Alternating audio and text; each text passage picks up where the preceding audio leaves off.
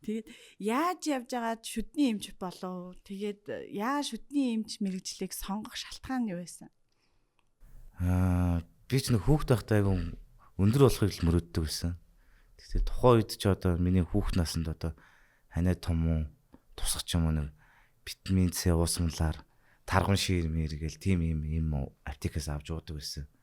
Тэгэл өөрөө л өндөр болгодог юм байхгүй юм чинь би өөрөө өндөр болгодог юм зохион бүтээгээд өөрөө өндөр болох хэрэгтэй юм байна да гэд ийм одоо ийм зохион бүтээдэг хүн болох юм байна. Болох юм байна гэж боддог гэсэн. Тэр мэрэгчлэн бол эмзүүч байсан. Тэгээд эмзүүчээр сурна гэл тэгж бодолтой байж байгаад ахлах ангид ороод одоо эм уугаад өндөр болдгоо юм байна гэдгийг мэдэрсэн л дээ. Тэгэл одоо их мөнгөтэй л болоод гадаад улсад очиж одоо хагалгаанд орж өндөр болох юм байна гэж боддог байсан.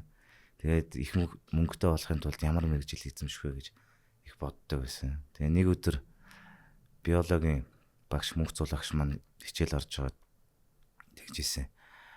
Энэ тухны нэг жоохон хүртлээс татаад ороход л айгүй их мөнгө олд юм байна штэ гэд тэгж хэлжсэн. Тэр нь надад айгүй тусч байсан л та.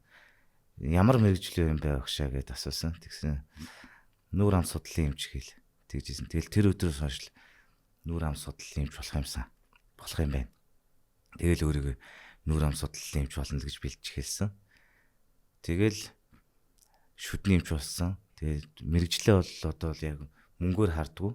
Гэтэ энэ мэрэгжлийнхаа одоо эмч хүний бусдаас авж байгаа, үйлчлүүлэгчээс авж байгаа одоо маш гоё энерги нь маш их таалагддаг одоо мөнгөөр бол хардггүй шүү. Зөв.